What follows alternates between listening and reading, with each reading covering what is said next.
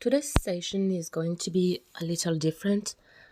Usually, I really stay in the role of the aunt who is really there to listen, to talk about a few cliches, and to provide comfort. Here, I'm going to get a little more involved because it is a subject that particularly touches me and is very close to my heart. I'm going to take more time to dig deeper into the subject and add some personal anecdotes. It seems important to me not to just have that somewhat external role. I want to talk about how much it affects the mental, the physical, the signs to see in others, but also in ourselves, because sometimes we don't realize it. I think it's also important to be able to detect when someone we care about is not doing well. We'll also talk about risk factors, even if there are an infinite number of them, about prevention and solutions. It's a format that's a little less ASMR and a little more podcast, but it seems more suited to me for this subject. To begin with, I already want to differentiate between having suicidal thoughts and being suicidal. It's not exactly the same thing. You may have suicidal thoughts while still having a part of you that knows you will never act out. Whereas when you are suicidal, let's say that it is a higher stage where there are no warning signals anymore. Suicidal thoughts are precisely the period when you still ask for help because you realize that you are not doing well. Whereas being suicidal really means being ready to take your own life. You may have recurrent suicidal thoughts which may be linked to depression or one-off events and never take action. Personally, I've been having suicidal thoughts regularly for 20 years, and as you can see, I'm still here. That doesn't mean that I will never do it, obviously, because you can't predict these things. Even though I tell myself that it goes against my personal values, that doesn't mean that I won't do it. Please note, I do not judge those who take their life out. This is why I specify that these are my personal values because they only apply to myself. Because I think it's a personal experience and we shouldn't judge people who commit suicide by saying that they are cowards or that they have given up because we don't know. We don't know what's going on in their heads, and I wouldn't allow myself to judge anyone. So, how do we feel when we have suicidal thoughts? It's complicated to explain because, once again, it's very personal. We may feel depressed because the two often go together. We often feel overwhelmed, as if everything is going wrong all of a sudden, as if no matter how hard we try, nothing is working. We feel useless, like no one wants us there, like no one needs us. And feeling useless is once again in my personal experience, but it's something that is very hard to live with because you say to yourself, well, if I wasn't there, in fact, it wouldn't change anything. We feel hopeless, we feel numb, in a fog all the time, as if we didn't deserve to live, we didn't deserve to be here, as if we had no reason to continue fighting. As I said, suicidal thoughts are the phase just before taking action for some. It's the phase where we are still fighting against ourselves and where we are looking for reasons to continue, to get up in the morning. So we can also feel very misunderstood, very invisible, because from an outside point of view, a person who does not know what we are going through or who knows us very well, but who, in any case, is not in our head, can tell us, but I don't understand why you feel like that. There are lots of positive things in your life. You should be able to hold on to that. Well, no, actually, unfortunately, no. There is a point where it is no longer enough. Just like when someone tells us, but you realize if you leave, you will leave this or this person. You have brothers, sisters, friends who count on you.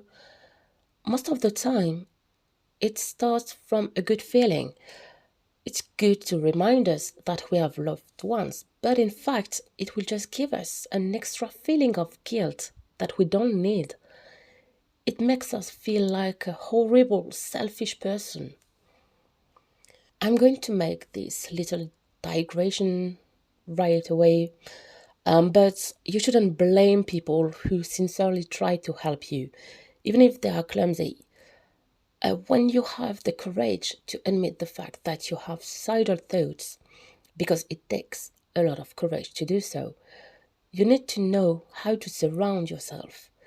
If the person is directly quite brutal, quite negative, like there are people who have a much worse life than yours, you have no reason to feel so bad, it's nonsense, you just want to complain, you skip these people straight away. It doesn't matter who it is, whether it's a friend or a family member. You don't need this kind of person around you, even when you're well. People who have no empathy like that, that's a big no. Then there are people who will really try to be there, but they have never faced that, which is a good thing for them. In principle, it means that they have never been depressed or that they have never been around someone who was, and that's great for them. But that means they won't know how to manage. They won't necessarily know how to find the words. They will be clumsy, and sometimes they can even make things worse. We shouldn't blame them because it really wasn't done on purpose. So you shouldn't completely ignore these people because it's really not their fault. But you have to move away from them when you're at your lowest. Because typically, it will be the type of person who will say, it will pass. You will feel better soon. Whereas, no, if I wait, it will not pass. I won't get better magically. I will just really end up taking up my own life. Or, well, you have to hold on to people or to force you to hold on to people, to give you a pillar, give you a goal. I'm going to force you to hold on to me. Someone did it to me. I don't blame this person at all, but basically, I was told you have to stay because someone needs you. It's horrible because it made me feel horrible, and the person who needed me doesn't have to be that pillar in my life. I don't want anyone to be my pillar because that's a weight we shouldn't have to carry. We shouldn't have to say to ourselves, I'm the reason this person is alive. That's a huge weight to put on someone's shoulders. And once again, it was just clumsiness. There was no malice, it was to help, but it made me feel worse afterwards. So, really, don't blame these people because it's really just clumsiness and it's their way of expressing concern. So, what I personally advise is to simply tell them kindly, excuse me, but what you are saying to me doesn't help me. It's not the kind of thing I need to hear. I understand that you are not able to help me. Don't take it the wrong way, it's not against you. But for the moment, I prefer that either you say nothing or that I move away a little. You just have to be honest in these moments because I believe that if you have already had the courage to express the fact that you have suicidal thoughts, continue to be honest. There is no point in hiding how you feel afterwards. So instead, adopt a benevolent attitude toward them. Thank you for seeing me. Thank you for seeing that I'm not doing well. Thank you for wanting to help me, but you can't. End of the very long digression. So I talked mainly about how we feel mentally when we have these thoughts, but there is the physical aspect, which is really important too. Because very often we will have sleep that will change, which can become irregular with insomnia, nightmares, a change in appetite too, eat a lot more, or on the contrary, eat nothing at all. And what we also see most often, just like in severe depression, because for me the two are linked, is taking less care of yourself. I say it every time in the description of my videos, but I'm not a psychologist. I've had therapy, but that doesn't make me a psychologist. But for me, depression and suicidal thoughts go together because you're not necessarily suicidal when you're depressed, but I think you're necessarily depressed when you're suicidal. A person who is not depressed, for whom everything is going well, in the best of all possible ways, will not have a reason or desire to want to stop living because precisely they're happy to be alive. Whereas when we are depressed, we will often take less care of ourselves or even not at all. It depends on a lot of things, the environment, whether you live alone or not, basically, whether or not we have an obligation to take care of ourselves. That is to say, if you have to go to school, university, or work, you are going to do the bare minimum to maintain an appearance of I'm fine, everything is fine. Then, once at home, for example, if you have 3 days during which you don't really need to go out, you're not going to get dressed to wash yourself or anything. If you live alone when you're at home, it can be even worse. You can stop doing your hair, washing yourself, brushing your teeth, and paying attention to what you eat. Because in any case, we're in the perspective of why bother taking care of myself if in any case no one cares whether I am there or not, and I don't care either. We're at a stage where we really don't care because we are no longer a priority at all. So this is one of the things to really watch out for in your loved ones. If someone starts telling you I'm having trouble sleeping, but it's recurring, not just 1 or 2 nights, if you see that their habits change, their way of eating, or even their style of clothing, for example, if before they wore things that showed off, but suddenly they wear really baggy clothes, as if they wanted to disappear, these are signs that we can really see.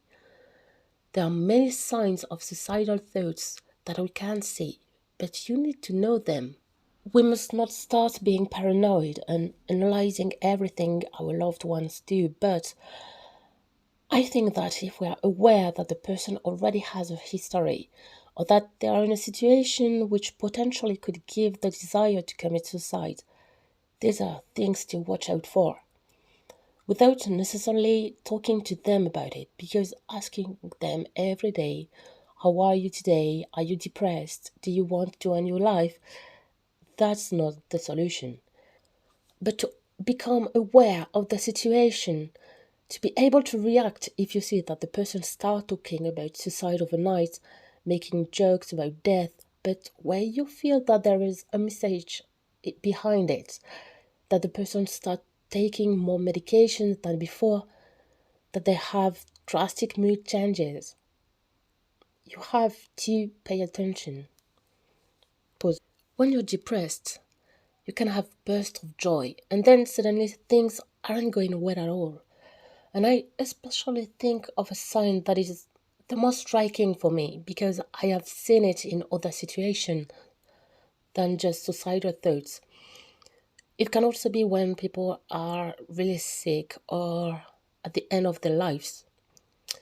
And of course, they are not going to be well, which is logical.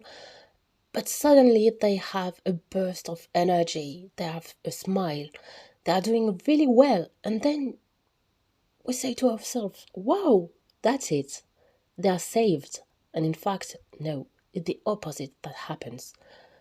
You can have a person who is depressed for 6 months, for a year, and one day, wow, they are smiling and they have so much energy and everything, and 3 days later, the person ends their life. And suddenly you don't understand because you say to yourself, but wait, I thought everything was fine. No, in fact, it's something normal and it's something to really watch out for in your friends. If you know that they are depressed for a while and that from one day to the next they are doing great, well, tell yourself that this is not necessarily a good thing.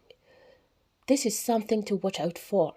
You have to take the time to check whether the person is really getting better, whether there was an event in their life that triggered them to get out of it, or whether it's an alert. Other behaviors that can change will be socialization, especially isolation. This person begins to isolate themselves overnight or even gradually. They will go out much less, talk much less, cut off their social life.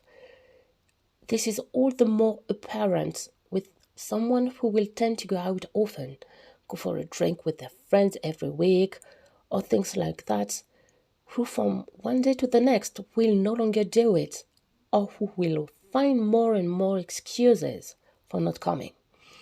The excuses may seem valid at first, but after a while, you're like, once, twice, 3 times, that's weird. It's always a different excuse, but I have my doubts. Or, on the contrary, the person may give the impression of not isolating themselves, of going out, but of going out even more and falling into a pattern of addiction because they will start to drink much more, to fall in drugs perhaps too. Because when we are drunk or high, we no longer have these suicidal thoughts because we no longer think about anything. We're no longer there.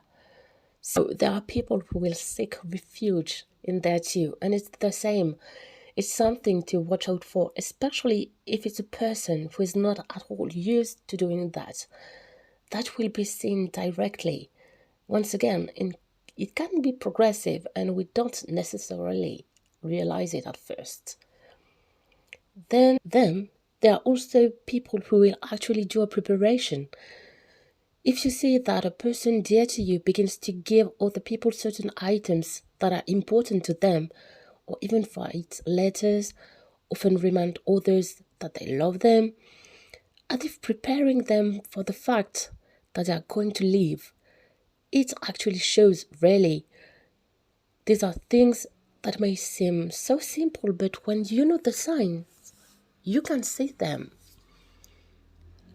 I don't say that so that if unfortunately someone around you commits suicide, you blame yourself, telling yourself that you didn't see the signs even though you know them. That's not the goal at all, because suicide is something personal.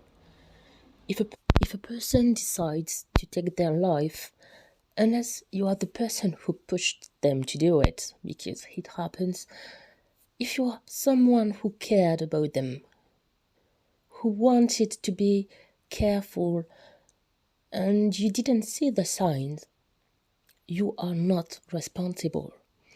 You are in no way responsible for someone else's actions. Because if you didn't see the signs and the person didn't ask you for help, there's nothing you could have done either way. This person was determined. They had already made their decision, and unfortunately, you couldn't have stopped them. And it's normal to feel guilty in these cases because you lost someone. You feel like you could have changed things. But even if you see all the signs and you really do your best, if the person still acts out, it's not your fault. It's not that you missed something, that you weren't a good enough friend. No, there are times when the person simply can't take it anymore, and they may be surrounded by the best people in the world. It will never be enough. And that's what's terrible about suicide. and suicidal thoughts is telling ourselves that we can be surrounded by a lot of people that we love and who love us, but that might not be enough. There are several steps. There is the stage of, well, no, I can't leave because it will hurt this person.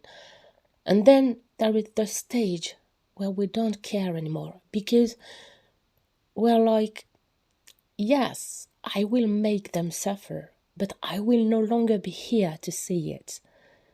It's as simple as that, actually. It's saying to yourself, I won't be here anymore. So in the end, what happens once I leave, it no longer concerns me. And we must not forget that there are also risk factors to check for ourselves or others. Monitoring and analyzing yourself from time to time is not a bad thing either.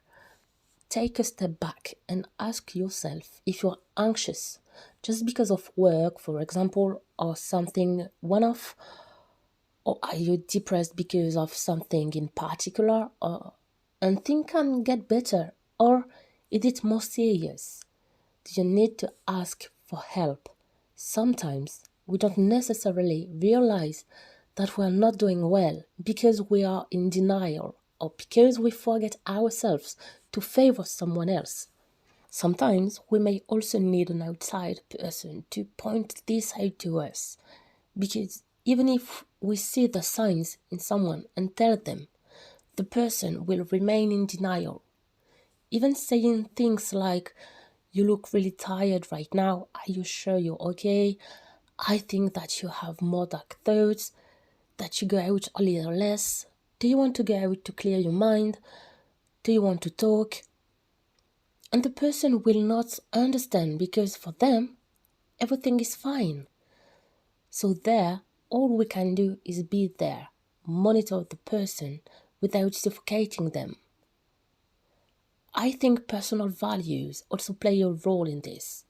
For example, saying to yourself, I have overcome so much. I am not going to break down now. I survived the loss of a loved one or other and I got through it. Why would I be depressed when nothing serious has happened to me? So it becomes really complicated to step back and self-diagnose. So there are a lot of risk factors, which will be, for example, traumas, which can follow you throughout your life, or which you may have forgotten because the brain really often does that too to protect us, and which can resurface later. That is to say, that you can get slapped overnight because suddenly you remember something that happened to you years ago. And that's the shock because you realize that something happened to you, but you weren't aware of it. And you have to manage it because you have to manage being slapped, relieving the emotions you felt when the event happened, and the emotions you feel now looking back on the situation. And managing everything at once can be extremely complicated. Then there is the stress of life, which can be the loss of a loved one, stress about work, school, financial problems, sources of stress like that. If they are combined with other sources, because generally there is not just one factor, it is an accumulation which will be the last straw. If there is only one thing that is wrong, even if it is something important, you will be able to manage it. But if there are several things at the same time, you will quickly find yourself overwhelmed. Another risk factor, depression obviously, and illegal substances, or even legal ones for that matter, substance abuse, drugs, alcohol, can lead to these kinds of thoughts too. Physical and verbal abuse, harassment. This is something I noticed. I was already a little aware of it before, but as I grew up, it's something that I noticed more and more, especially as I have the opportunity to speak with a lot of young people. And I realized that really bullying, especially at school, in middle school, in high school, I think it's getting worse and worse.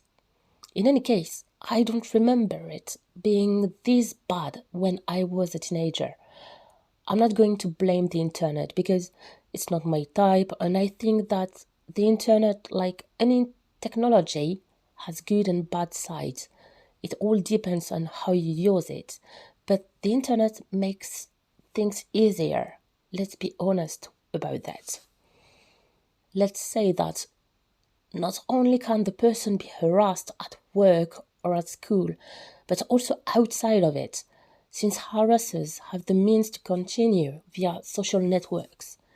So we are going to say that it's worse in the principle where basically before you were harassed at school, you arrived home, at least you had peace. Whereas now, even at home, you are no longer peaceful. This is continuous harassment. I find that we are seeing more and more young people, even very young people, who are going to talk about ending their lives. And I find that super sad because I have this vision that is a little bit naive to tell myself that when we are 10 or 12 years old, we are supposed to still be a child, still a baby. We don't know anything yet. We're just emerging from childhood and slowly entering adolescence. We shouldn't have to think about these things. And hearing on the news that a 12-year-old child took their own life. Wow! Because for me, when I was that age, death was still an abstract, very distant concept. I knew that one day we were going to die, but I didn't feel concerned because I was 12 and thinking about my own death would never have occurred to me. Whereas now, we see it more and more, and I find it really super sad. I think you might suspect it from the name of the channel, as it's auntie, but I have nieces and nephews, and that worries me a lot. I tell myself that we really have to pay attention to the new generation. To continue on the risk factors, because there are still a little left, guilt can really have big consequences too, as a way of punishing yourself, for example, or because it is too heavy to carry. Comparing yourself to others can also be really harmful. A lot of people do it because we are formatted like that. Society always tells us how we should be, not too tall, too short, too fat, too thin. We have to dress like this or like that. And if you don't fit the mold of society, you are considered different, and that's frowned upon. I already talked a little about this in the video on body shaming, but saying to yourself, well, people my age do this and that, and I don't, so that means I have a problem, is really sad. It can be, for example, as a teenager, saying, I have all my friends who are in relationships, I have no one, so no one will ever love me. Or even growing up, saying, all the people I know get married, have children, a stable job, and I don't have all that. The reasoning that seems the most logical is to tell ourselves that we're worthless.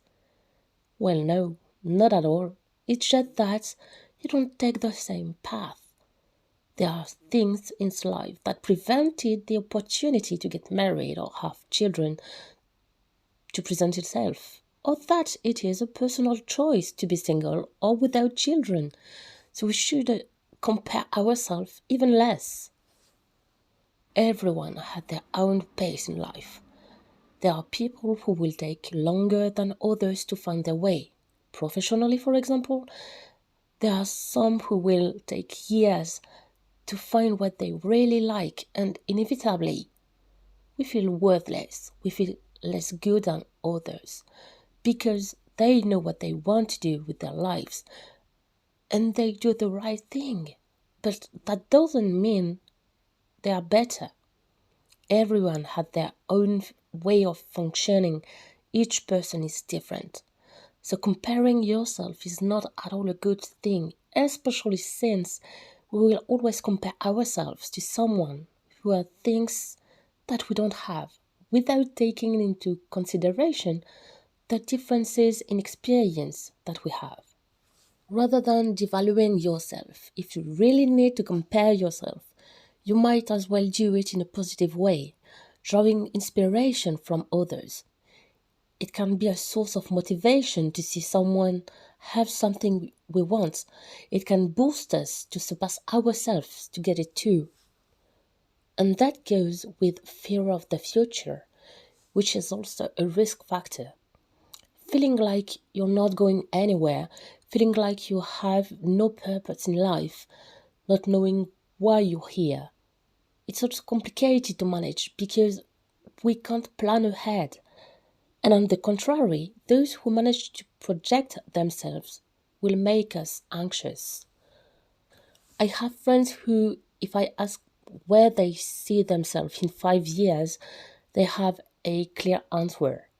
And I'm like, well, it's already good if I'm still here in 5 years and I don't even know what I'm going to do tomorrow. Don't ask too much of me. And that's okay. There's a time when I will find it. I try not to think about it.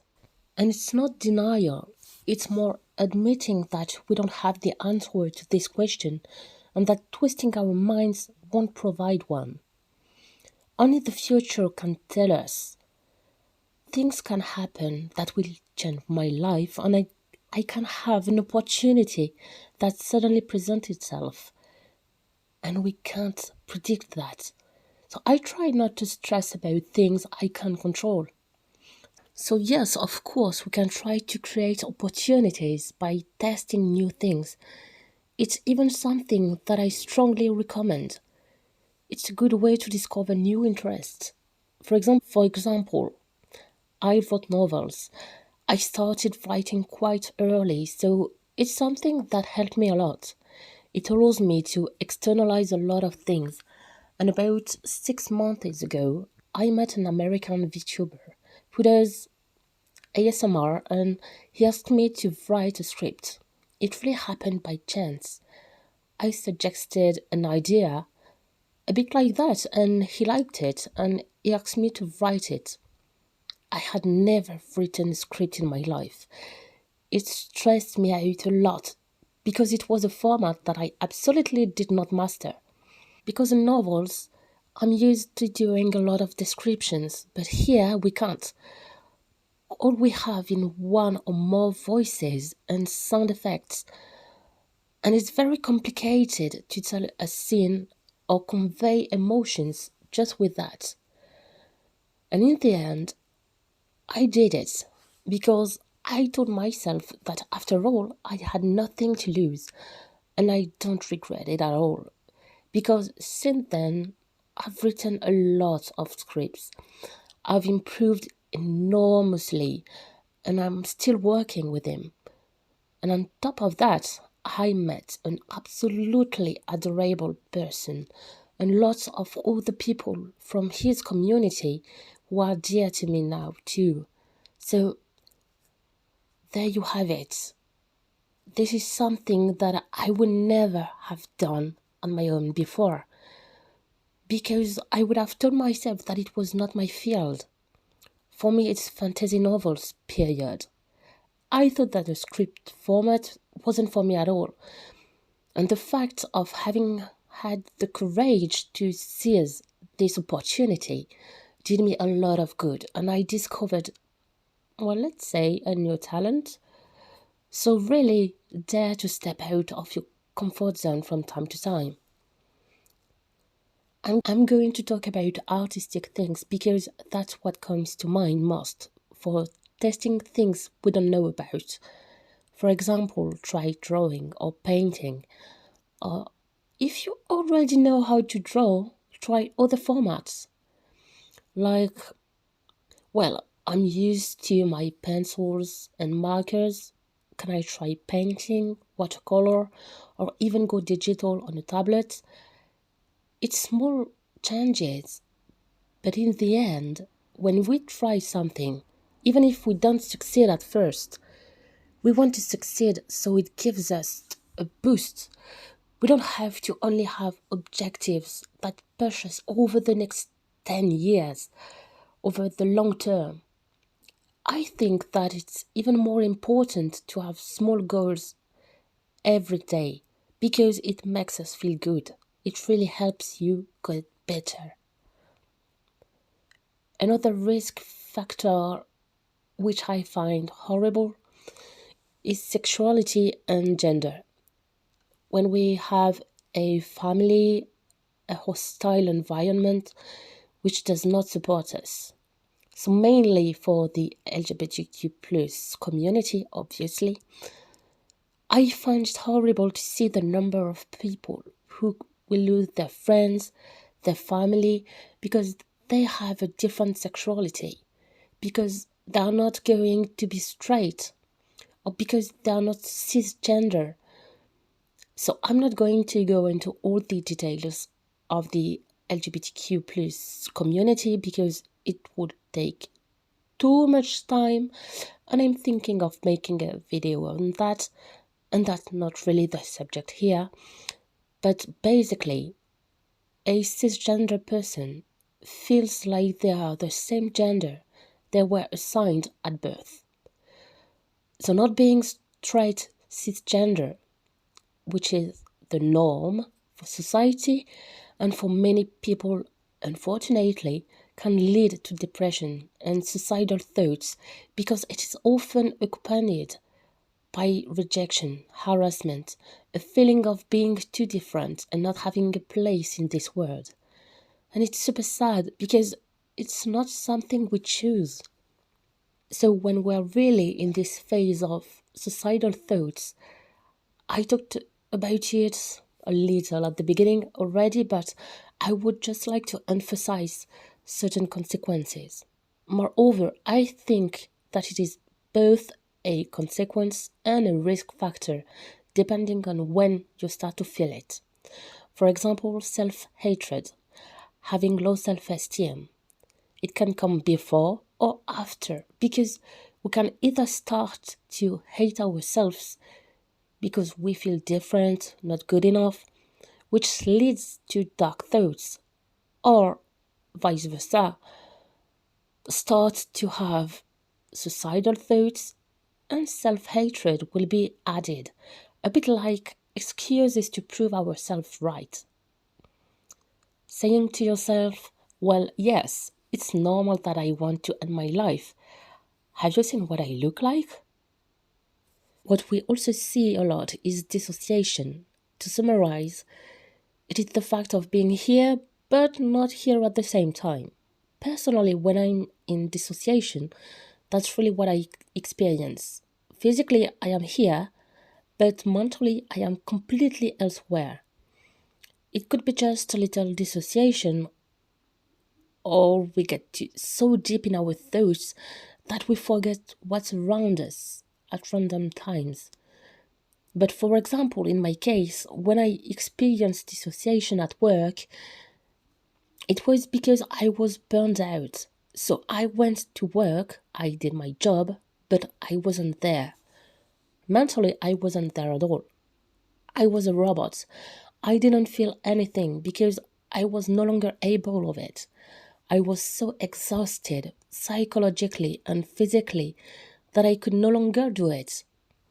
And so it was either I continued to have a lump in my stomach, not wanting to go to work, having anxiety attacks, crying crisis. Either I cut everything and continued to go to work because I needed this work. And that's what I did, unconsciously, obviously. And it's very dangerous to be like that. I think that dissociation, if it is in small doses, is not harmful. For example, if you read a book and you are so into that, you absorb this new reality, and what surrounds you no longer exists, even for a short moment, that is dissociation. Same when you watch a movie. It's dissociation, and it's not necessarily negative. as long as it's not long term and it's not used as a way to escape reality all the time. This is where it gets dangerous. There is also something that I have not yet talked about, and which is not a way to escape from reality but from your mental pain. It is obviously self mutilation, most often scarification.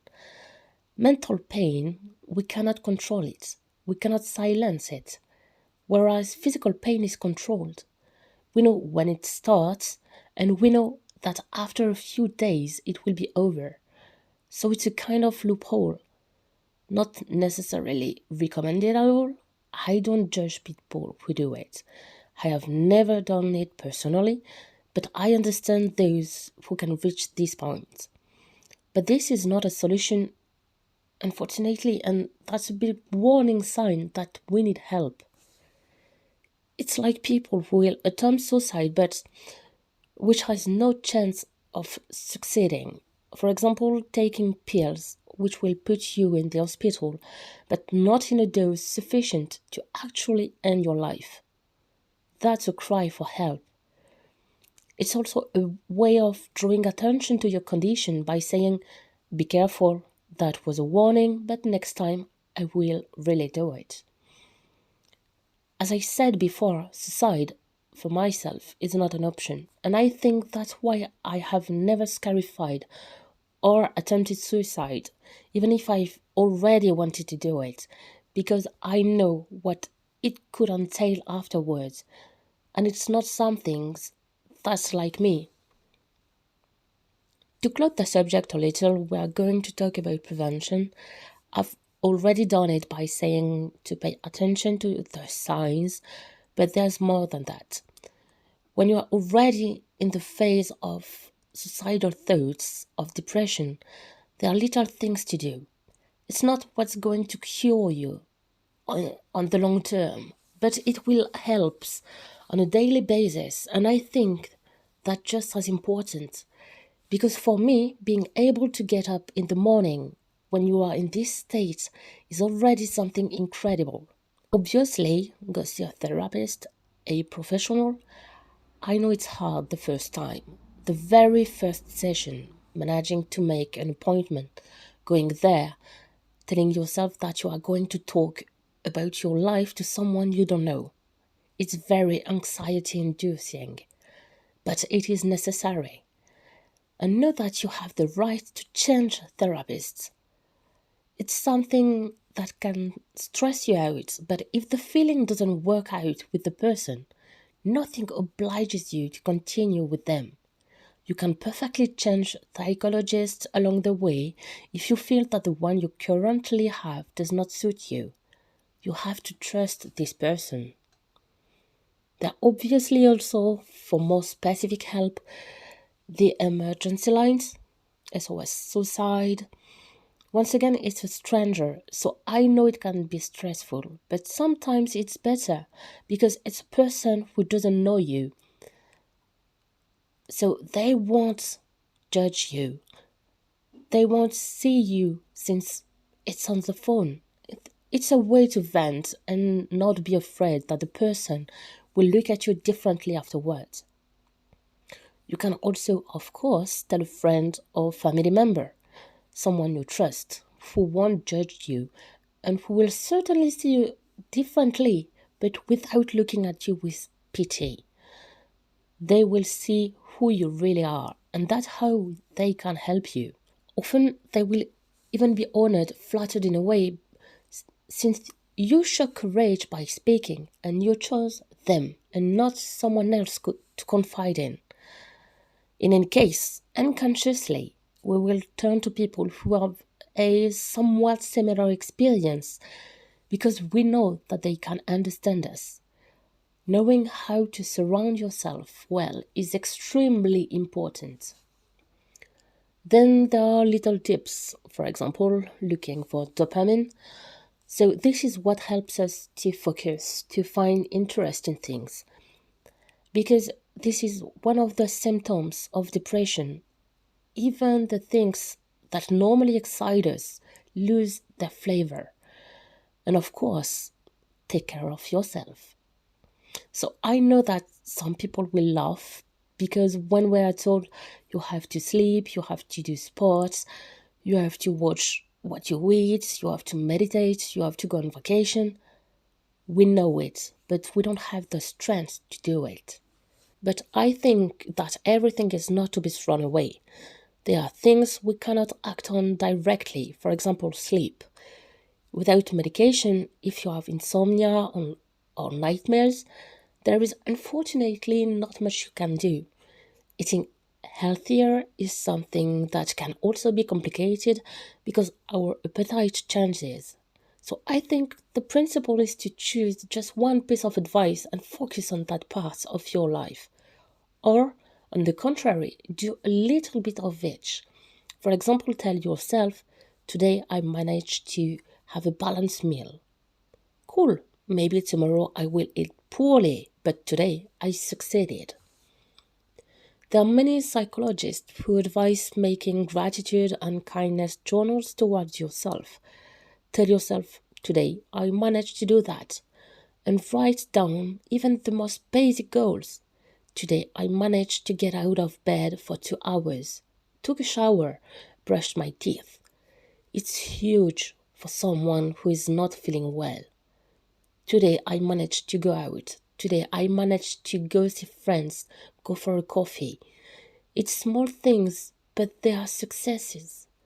And writing them down allows you to see the progress you are making. And instead of saying to ourselves, I haven't done anything with my day yet, I'm terrible, we can see that yes, we have done things. You got up, you faced life, you took a shower, so you took care of yourself. This must be valued because every little step forward counts. You will get better, even if it may take time. And above all, don't forget, you are not alone.